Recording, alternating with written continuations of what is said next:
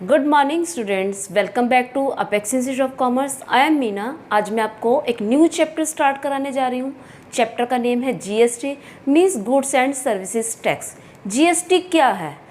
जैसे इसमें लिखा हुआ है कि जो जीएसटी है गुड्स एंड सर्विसेज टैक्स, यानी कि जो tax supply of goods and services पे लगता है उसको हम बोलते हैं हम जीएसटी।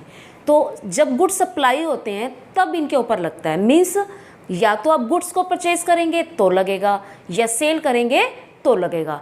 परचेज करने वाले को क्या करना पड़ेगा? जीएसटी पे करना पड़ेगा, और सप्लाई करने वाला इसको कलेक्ट करेगा। जब जीएसटी को हम कलेक्ट करते हैं वो किसको पे करना पड़ता है? वो गवर्नमेंट को पे करना पड़ता है। तो जो जीएसटी कलेक्ट किया जाता है कस्टमर से वो एक लायबिलिटी होती है, क्योंकि गवर्नमेंट को पे करना है इसलिए वो लायबिलिटी है। ठीक इसी तरह से हमें मिलता भी है, जो मिला वो हमने गवर्नमेंट को दे दिया। ठीक इसी तरह से हमें पे भी करना पड़ता है। पे किसको करना पड़ता है? मीन्स हमने जिससे गुड्स खरीदे उसको हमने पे किया। जो पे करते हैं वो हमें गवर्नमेंट से मिलता है। तो वो कैसे है उसको एक प्रोसीजर की हेल्प से करेंगे, लेकिन पहले आपको पता होना चाहिए कि जीएसटी है क्या। जीएसटी जो है एक इनडायरेक्ट टैक्स है। अब इनडायरेक्ट टैक्स मीन्स टैक्स दो तरह के होते हैं, एक होता है डायरेक्ट और एक होता है इनडायरेक्ट। डायरेक्ट टैक्स के अंदर क्या होता है कि जो कैश में पे कर रहा है बर्डन भी उसी के ऊपर ही पड़ता है। सपोज मेरी इनकम के ऊपर टैक्स लगता है, उस टैक्स को पे भी मैं ही करूँगी और साथ ही साथ इसका बर्डन भी मेरे के ऊपर ही पड़ेगा कि जो इनकम मेरी 1 लाख की है वो मेरी इनकम क्या हो जाएगी? कम होकर 80,000 रह जाएगी। तो मैंने पेमेंट भी खुद से ही की, इन कैश पेमेंट भी की, और उसका बर्डन भी मुझ पर ही पड़ा। लेकिन इनडायरेक्ट टैक्स क्या होता है? जब किसी टैक्स का बर्डन किसी दूसरे पे डाल दिया जाए उसको बोलते हैं इनडायरेक्ट टैक्स। जैसे इन मार्कर्स के ऊपर जो टैक्स लगा है, या ये जो बोर्ड खरीदा है, या मोबाइल्स खरीदते हैं, इनका बर्डन किसके ऊपर पड़ता है? इनका बर्डन पड़ता है जो गुड्स को परचेज करते हैं। इनकी इन कैश में पेमेंट गवर्नमेंट को तो कौन करता है? शॉपकीपर करता है। बट ये जो है कलेक्ट किससे किए जाते हैं? इनका बर्डन किसके ऊपर डाला जाता है? कस्टमर के ऊपर डाला जाता है। इसलिए इनको क्या बोलते हैं? Indirect tax. अब ये जीएसटी टैक्स से पहले क्या था? बहुत सारे टैक्स थे, उन्हीं सभी टैक्सेस को मर्ज करके क्या आया? आपका जीएसटी आया। और जीएसटी जो है अपना लॉन्च हुआ था, लॉन्च नहीं हुआ था, ये आपका अप्लाई हुआ था, मतलब विद इन इफेक्ट जब कहते हैं इसको कि कंट्री के अंदर इसको लागू किया गया था, वो क्या था? 1 जुलाई 2017 में किया गया था। जीएसटी से पहले बहुत सारे टैक्स थे, अलग अलग टैक्स लगते थे। वैल्यू एडिड टैक्स था, आपका एंटरटेनमेंट टैक्स था, सेल्स टैक्स था, कस्टम ड्यूटी थी। तो बहुत सारे टैक्सेस थे, मतलब एक कॉम्प्लेक्स प्रोसेस था। तो उन सभी कॉम्प्लेक्स प्रोसेस को ख़त्म करने के लिए जीएसटी के अंदर सभी टैक्सेस को मर्ज कर दिया गया। अब एक केवल एक ही टैक्स है, पूरे नेशन के अंदर टैक्स एक ही टैक्स है, इसलिए इसको हम क्या बोलते हैं? वन नेशन वन टैक्स भी बोलते हैं, राइट। तो GST goods and services tax, it is an indirect tax and imposed on supply of goods and services। उसके बाद ये बताया हुआ है GST has merged many taxes, ये भी मैंने आपको बता दिया कि इसके अंदर बहुत से टैक्स मर्ज हैं। अब उसके बाद आती है जीएसटी रेट स्ट्रक्चर। मतलब जीएसटी के रेट्स क्या हैं? एक ही तरह का टैक्स लगता है लेकिन अलग अलग गुड्स पे अलग अलग तरह की रेट्स हैं। 5 तरह की रेट्स हैं, 5%, 12%, 18% एंड 28%।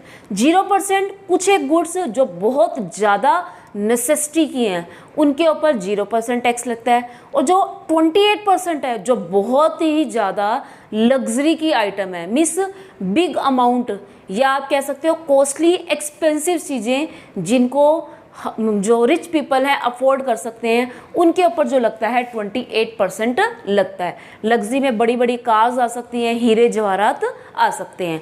ठीक इसी तरह से आता है 5%। 5% भी कॉमन आइटम्स भी लगता है, जैसे उसमें कुछ फूड आइटम्स हो गए और कुछ फ्रूट्स हो गए। ठीक इसी तरह से 12 एंड 18% मोस्टली गुड्स के ऊपर 12 और 18% का टैक्स लगता है, इसलिए इनको स्टैंडर्ड रेट भी बोलते हैं।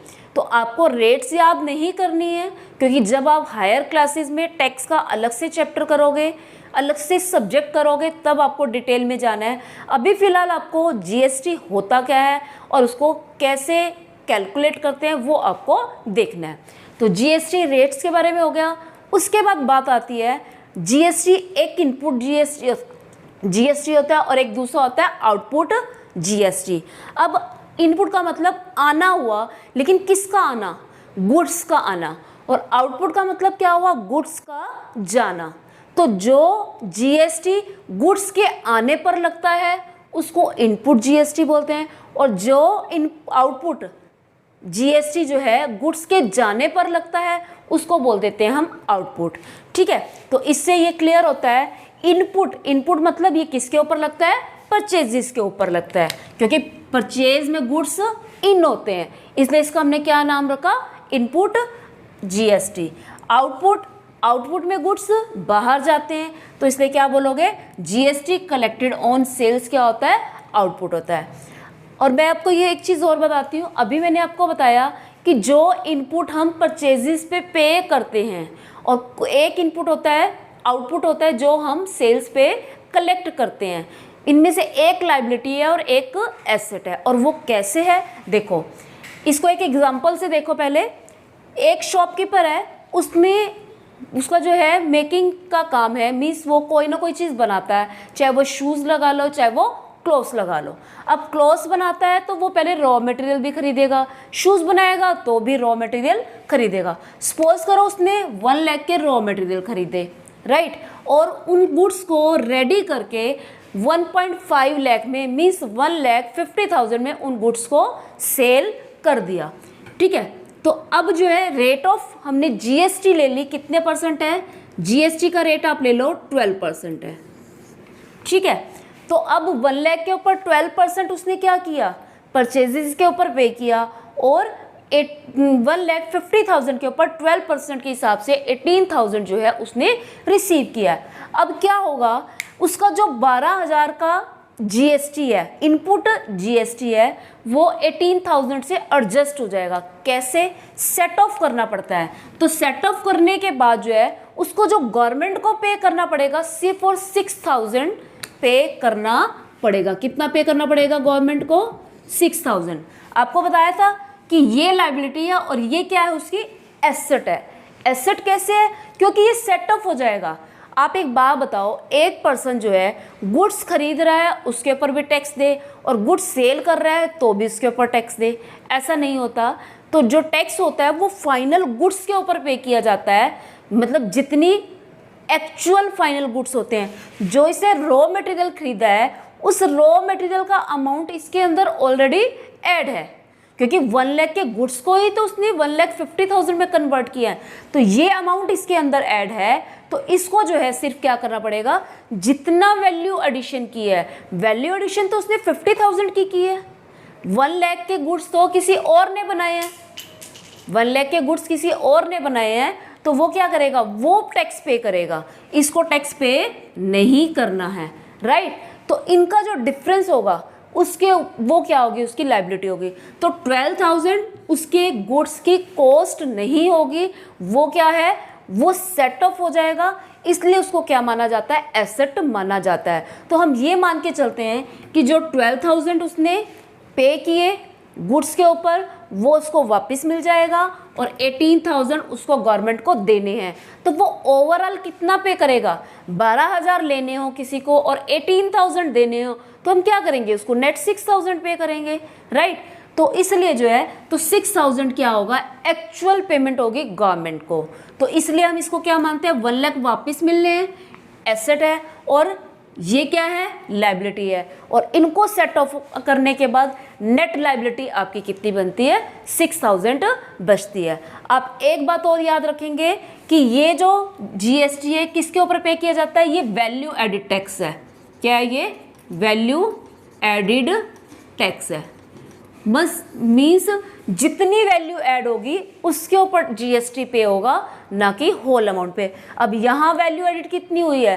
50,000 हुई है। 50,000 के ऊपर 12% कितना आ जाएगा आपका? 6,000। सपोज करो जो ये ए शॉपकीपर है, उसने जिसको माल बेचा था, सपोज करो उसने किसको बेचा माल? उसने आगे जो है यहाँ पे कर लेना सोल्ड। उसने किसको सोल्ड किए? बी को। बी आगे सी को सेल कर देता है। बी आगे सी को सेल कर देता है कितने में? 2 लाख में। ठीक है, तो उसने जो है सी ने 2 लाख में आगे बी ने सी को सेल कर दिए। अब सी ने भी तो परचेज किए हैं। अब बी ने खरीदे कितने में थे? 1.5 में, और बेचे कितने में? 2 लाख में। अब डिफरेंस कितना हुआ? 50,000। तो वो भी 50,000 के ऊपर पे करेगा। मीन्स जो 1.5 पे करेगा वो उसको वापस मिल जाएगा, और जो 2 लाख पे कलेक्ट करेगा वो उसको देना पड़ेगा। तो ओवरऑल सेट करके उसका 50,000 के ऊपर उसको जीएसटी पे करना पड़ेगा। इनकी जितना भी वैल्यू एडिशन होता है वो हमें पे करना पड़ता है, सारा नहीं पे करना पड़ता, राइट। अब उसके बाद बात आती है इनपुट और आउटपुट जीएसटी के बाद इन जीएसटी के टाइप्स क्या होती हैं, चाहे वो इनपुट है चाहे वो आउटपुट है। आपको ये याद रखना है जीएसटी की 3 टाइप्स है, इनपुट और आउटपुट हो दोनों की ही 3 टाइप्स होंगी। ठीक है, तो जीएसटी की 3 टाइप्स हैं। फर्स्ट आती है आपकी सीजीएसटी, सेकंड आती है आपकी एसजीएसटी एंड थर्ड आती है आईजीएसटी। यानी कि जो जीएसटी सेंट्रल गवर्नमेंट को मिले वो क्या है आपका सीजीएसटी, और जो जीएसटी किसको मिलेगा? स्टेट गवर्नमेंट को मिलेगा, वो एसजीएसटी है। एसजीएसटी को यूजीएसटी भी बोलते हैं। क्या बोलते हैं? यूजीएसटी। यूजीएसटी का मतलब क्या है? Union territory. आपको पता है इंडिया के अंदर कुछ स्टेट्स हैं तो कुछ यूनियन टेरिटरीज भी हैं। तो अगर जो जीएसटी यूनियन टेरिटरीज को मिलेगा वो किस में आ जाएगा? यूजीएसटी में। एंड थर्ड आता है आईजीएसटी, जो टैक्स जो है मतलब डिवाइड ना किया गया हो, सेंट्रल को कितना मिलेगा या स्टेट को कितना मिलेगा, उसको दोनों को मर्ज करके जो अमाउंट आता है वो आता है आपका आईजीएसटी। अब बात करते हैं कि सीजीएसटी, एसजीएसटी, आईजीएसटी है क्या और कैसे पता लगता है। देखो इसमें सिर्फ 2 बातें आपको याद रखनी है। अगर गुड्स को हम इंट्रास्टेट का मतलब एक ही स्टेट के अंदर सेल करते हैं, क्या सेल करते हैं? एक ही स्टेट के अंदर, within a state sell करते हैं, तो आपको जो है स्टेट गवर्नमेंट जीएसटी चार्ज करती है। लेकिन जो स्टेट गवर्नमेंट जीएसटी लगाती है उसको कौन कौन बांट लेता है? सेंट्रल गवर्नमेंट और मतलब मीन स्टेट गवर्नमेंट आधा आधा बांट लेती है। सपोज करो गुड्स एंड सर्विसेज की सप्लाई पे 18% टैक्स है, 18% जीएसटी है, तो वो 9% किसको मिलेगा? सेंट्रल को, और 9% या तो स्टेट को मिलेगा या यूनियन टेरिटरी मिलेगा। यही होगा जैसे कोई एक यूनियन टेरिटरी के अंदर गुड्स सेल हो रहे हैं, कलेक्ट यूनियन टेरिटरी की गवर्नमेंट करेगी और उसको बाद में डिस्ट्रीब्यूट किस में किया जाएगा? 50% सीजीएसटी में और 50% यूजीएसटी में। सिर्फ आपको इतना ध्यान रखना है कि अगर इंट्रा स्टेट हो मतलब गुड्स एक ही स्टेट के अंदर या एक ही यूनियन टेरिटरी के अंदर हो तो वो किस किस में डिवाइड होंगे? सीजीएसटी में और यूजीएसटी में, या फिर कह सकते हो एसजीएसटी में। तो सेंट्रल गवर्नमेंट को तो मिलेगा ही मिलेगा, एसजीएसटी और यूजीएसटी किसी एक को मिलेगा, राइट। उसके बाद अगर आपकी सेल जो है एक स्टेट से दूसरे स्टेट के बीच में होती हैं, मीन्स क्या हो? इंटर स्टेट हो। इंटर स्टेट अगर गुड्स एक स्टेट से दूसरे स्टेट में जाते हैं तो क्या होगा?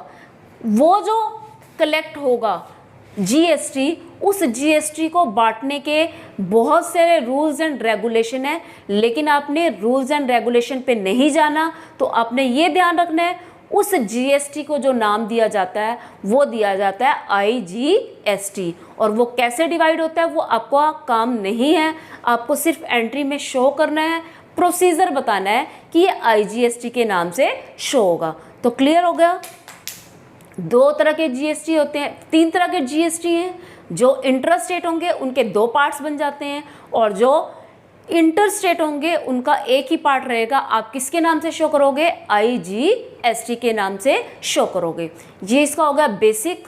और इसके बाद हम इसका अकाउंटिंग प्रोसीजर सीखेंगे कि how to make journal entries of GST. Next step है आपका अकाउंटिंग प्रोसीजर, जर्नल एंट्रीज की कैसे बनानी है आपको। चलो देखते हैं अब एंट्रीज। देखो फर्स्ट एंट्री आपको ये बताया था कि जब हम गुड्स को परचेज करते हैं या सेल करते हैं, मीन्स सप्लाई ऑफ गुड्स पे जीएसटी लगता है। तो सबसे पहले हम गुड्स परचेज करेंगे। परचेज करने की एंट्री आपको पता है, purchases account debit to cash करते हो या बैंक करते हो। अगर आप क्रेडिट पे खरीद रहे हो तो उस क्रेडिटर का नाम आ जाता है। तो purchases account debit to bank, cash या अमित। अमित कौन है? क्रेडिटर का मैंने इमेजिनरी नेम लिख दिया है। अब देखो, आपको बताया था कि परचेजेस पे आप जो जीएसटी है पे करोगे। अब जीएसटी जो है आपको वापस गवर्नमेंट से बाद में मिल जाएगा, तो वो आपकी एसेट है। एसेट क्या हो जाएगी? डेबिट हो जाएगी। अभी अमाउंट्स को आपने नहीं देखना, ठीक है, अभी सिर्फ आप देखो कि एंट्री क्या बनेगी। तो इनपुट सीजीएसटी और इनपुट एसजीएसटी क्या हो जाएगा? डेबिट हो जाएगा, राइट। ठीक इसी तरह से गुड्स सेल करेंगे। अब गुड्स सेल कर रहे हैं तो हम कस्टमर से कलेक्ट करेंगे, राइट। कस्टमर से कलेक्ट करेंगे और गवर्नमेंट को पे करेंगे, मीन्स लायबिलिटी होगी। तो क्या होगा? क्रेडिट होगा। तो bank account debit, cash account debit और मोहन अकाउंट डेबिट। या तो हम बैंक से रिसीव करेंगे पेमेंट, या कैश से रिसीव करेंगे, या हम गुड्स को उधार पर सेल करेंगे। तो वो क्या आ जाएगा यहाँ पे? डेटर। डेटर का नेम चेंज होता रहेगा, ठीक है। To sales, output CGST and output SGST क्या हो जाएंगे? क्रेडिट हो जाएंगे, क्योंकि ये लायबिलिटी है और वो दोनों हमारी क्या है? हमारी एसेट है। अब देखो, आपने एक बात और ध्यान रखनी है कि अगर आप भूल जाओ इनपुट को डेबिट करना है या क्रेडिट करना है, तो आपने उसको किसके साथ चलाना है? आपने उनको परचेज और सेल के साथ चलाना है। परचेज डेबिट थी तो आपने भी डेबिट कर दिया, सेल्स क्रेडिट थी तो आपने सेल्स को भी क्रेडिट कर दिया, राइट। उसके बाद आता है परचेज रिटर्न। अब परचेज रिटर्न होंगी तो क्रेडिट होंगी, तो जीएसटी भी क्या हो जाएगा? क्रेडिट ही हो जाएगा। लेकिन परचेज के टाइम कौन सा जीएसटी क्रेडिट डेबिट हुआ था? इनपुट डेबिट हुआ था। क्रेडिट भी किसको करेंगे? इनपुट को ही करेंगे। तो क्या हो जाएगा? और मैंने आपको ये बात भी बता रखी है कि परचेज रिटर्न हमेशा क्रेडिट पे होती है, कैश पे नहीं होती। तो जब भी परचेज रिटर्न की एंट्री होगी, आपने क्रेडिटर को ही डेबिट करना है। Creditor debit, Amit debit, means ये इमेजिनरी नाम है। टू परचेज रिटर्न, क्योंकि अब परचेजेस डेबिट थी तो परचेज रिटर्न क्रेडिट हो रही है। अब इन्हीं के साथ क्या चलेगा? जीएसटी चलेगा, तो इसको क्या कर दिया? क्रेडिट कर दिया। सेल्स रिटर्न, सेल्स रिटर्न में क्या आता है आपका? सेल्स रिटर्न डेबिट, तो जीएसटी और सीजीएसटी भी क्या हो जाएंगे? डेबिट हो जाएंगे, और टू क्या हो जाएगा? डेटर्स हो जाएगा। नेक्स्ट है फिक्स एसेट। फिक्स एसेट्स भी गुड्स हैं, गुड्स है ना, उनको हम टच कर सकते हैं, तो इनके ऊपर भी जीएसटी पे करना पड़ेगा। अब fix asset debit, input CGST and input SGST to bank, cash और क्रेडिटर्स। जो भी अमाउंट हो, मीन्स क्रेडिटर हो तो क्रेडिटर, बैंक हो या कैश हो तो बैंक या कैश। नेक्स्ट आता है एक्सपेंसेस पेड। अब एक्सपेंसेस के ऊपर भी, क्योंकि हमने कहा था ये है गुड्स एंड सर्विसेज टैक्स। अब एक्सपेंस कब पे करते हैं? जब हम सर्विसेज लेते हैं, तो सर्विसेज के ऊपर भी टैक्स लगता है, तो एक्सपेंस डेबिट हो जाएगा। तो इनपुट और सीजीएसटी और इनपुट सीजीएसटी और इनपुट एसजीएसटी क्या हो जाएंगे? डेबिट हो जाएंगे टू बैंक और कैश। और जो एक्सपेंसेस की पेमेंट है वो हमेशा कैश या बैंक में होती है, वो कभी भी उधार पर नहीं होते, ठीक है। तो नेक्स्ट आता है इनकम रिसीव। जैसे हमने सर्विसेज दी थी, एक्सपेंसेस पे किए थे, ठीक इसी तरह से अगर हम सर्विसेज क्या हैं, अब हमें इनकम रिसीव हो रहा है, इट मीन्स हम सर्विसेज क्या कर रहे हैं? दे रहे हैं, तो हमें इनकम रिसीव हो रही है। तो bank account debit to income, income credit होती है, और आउटपुट जो है उसके साथ ही चला जाएगा, क्या हो जाएगा? क्रेडिट हो जाएगा। हम कलेक्ट करेंगे और उसके बाद क्या करेंगे? उसको गवर्नमेंट को पे करेंगे। Goods withdrawn for personal use, ये इंपॉर्टेंट पॉइंट है आपका। जब भी आप गुड्स को पर्सनल यूज़ के लिए खर्च करोगे, मतलब निकालोगे बिजनेस में से, तो आपकी परचेजेस क्या होंगी? क्रेडिट होंगी। तो यहाँ आपका इनपुट भी क्या होगा? क्रेडिट ही होगा। ये ध्यान रखना है। अगर परचेजेस डेबिट हैं तो इनपुट सीजीएसटी और एसजीएसटी डेबिट होंगे, अगर वो क्रेडिट होते हैं तो इनपुट सीजीएसटी एसटी भी क्या होंगे? क्रेडिट होंगे। ठीक इसी तरह से अगर आप गुड्स को किसके रूप में दे देते हो? फ्री सैंपल के रूप में फ्री दे देते हो, या आपके गुड्स क्या हो जाते हैं? लॉस हो जाते हैं, इट मीन्स आपकी परचेजेस क्या हो गई? क्रेडिट हो गई, तो आपका इनपुट सीजीएसटी एसजीएसटी क्या हो जाएगा? क्रेडिट हो जाएगा। ये थी आपकी एंट्रीज। 3 एंट्रीज हो रहे हैं, वैसे एंट्री वो एक है, उस एक एंट्री को करने के लिए हमें 3 एंट्री बनानी पड़ती हैं। वो क्या होती है कि जब इनपुट और आउटपुट कलेक्ट हो जाते हैं उनको सेट ऑफ कैसे करते हैं।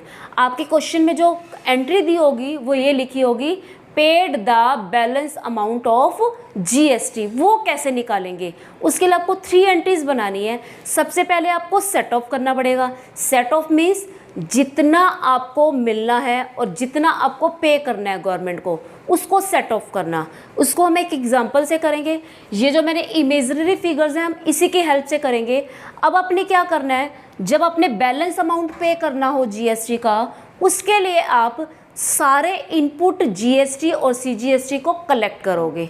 ठीक है, हम इनपुट सीजीएसटी और एसजीएसटी में एक अमाउंट लेके चलेंगे, क्योंकि आपको बताया था सीजीएसटी और एसजीएसटी दोनों क्या होते हैं, इक्वल होते हैं। अगर हमने इनपुट सीजीएसटी इकट्ठा कर लिया वो भी उतना ही अमाउंट आएगा जितना कि इनपुट एसजीएसटी होगा। तो एक निकालेंगे, दूसरे की वैल्यू आपकी अपने आप आ जाएगी। तो हम स्टार्ट करते हैं, इनपुट सीजीएसटी कलेक्ट करते हैं सबसे पहले। ठीक है, तो इनपुट जितने भी हैं वो सारे ऐड हो जाएंगे, लेकिन ये ध्यान रखना है अगर इनपुट डेबिट में है तो ऐड करोगे, क्रेडिट में है तो वो क्या होंगे, माइनस होंगे। ठीक है, मैं यहाँ राइट कर देती हूँ।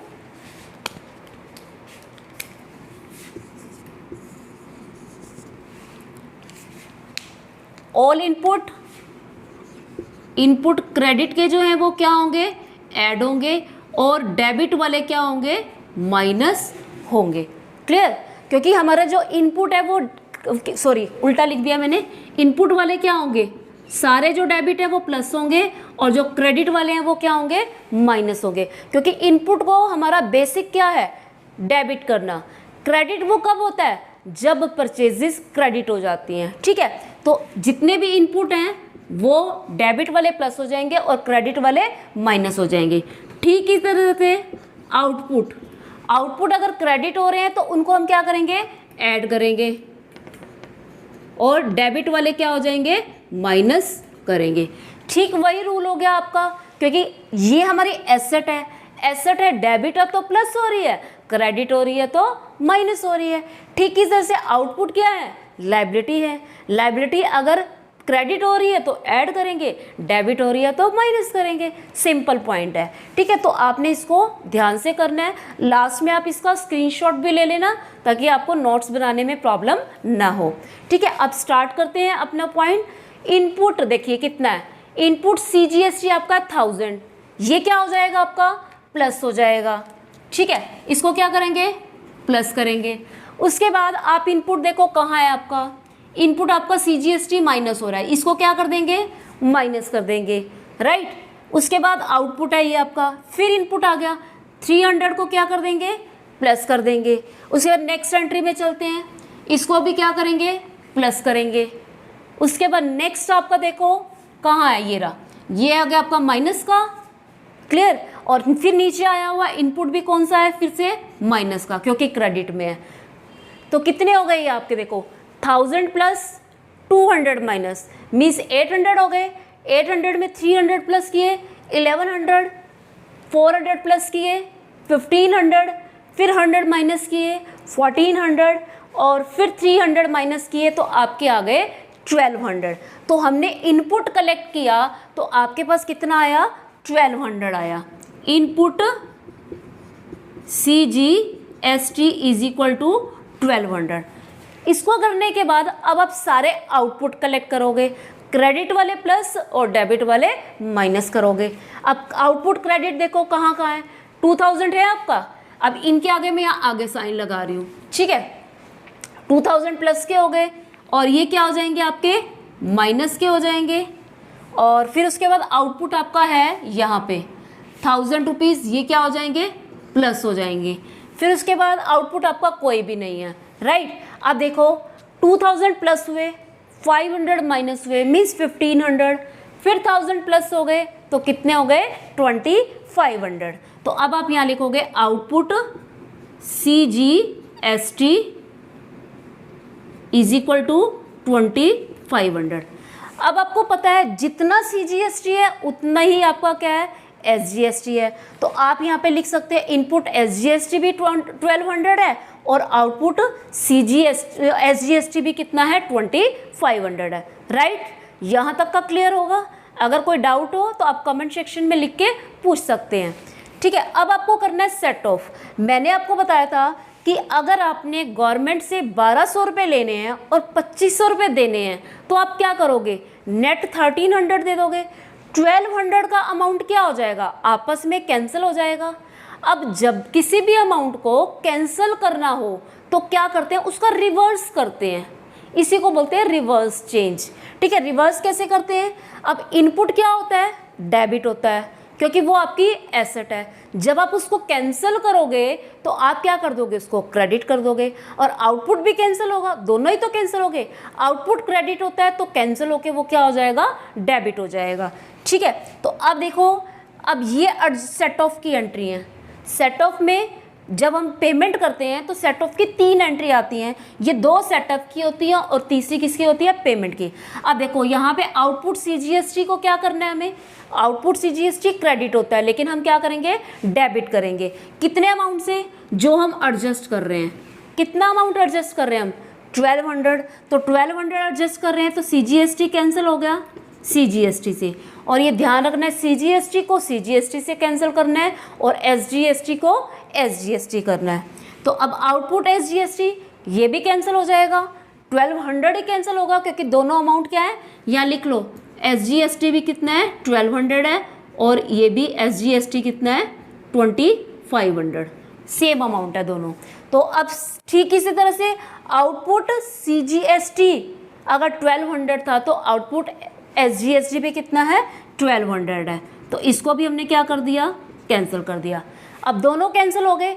अब आपके पास क्या बचा, आपके पास बैलेंस बचा 1300 रुपीज़। क्या बचा, 1300 रुपीज़ बचे। किसके बचे, आपके आउटपुट CGST के और SGST के 1300, ये बैलेंस रह गया। अब ये जो बचे बैलेंस 1300 ये आप गवर्नमेंट को पे कर दोगे। अब इसके लिए एंट्री क्या होगी, देखो GST बैलेंस पेड, कितना बचा था आपका 1300 आप CGST पे करोगे, 1300 आप SGST पे करोगे। टोटल आपने कितना पे करना है गवर्नमेंट को, 2600। बस एक बात ये ध्यान रखनी है कि गवर्नमेंट को जो भी पे किया जाता है बैंक के थ्रू पे किया जाता है, कैश में पेमेंट नहीं होती है। क्लियर। अब कुछ 1-2 पॉइंट्स और बता देती हूँ। यहाँ पे एक्सपेंसेस पे किए थे, यहाँ आपको ध्यान रखना है कि वेजेस एंड सैलरीज एक्सपेंस के ऊपर जो है कोई GST पे नहीं किया जाता। ठीक है, एक तो यह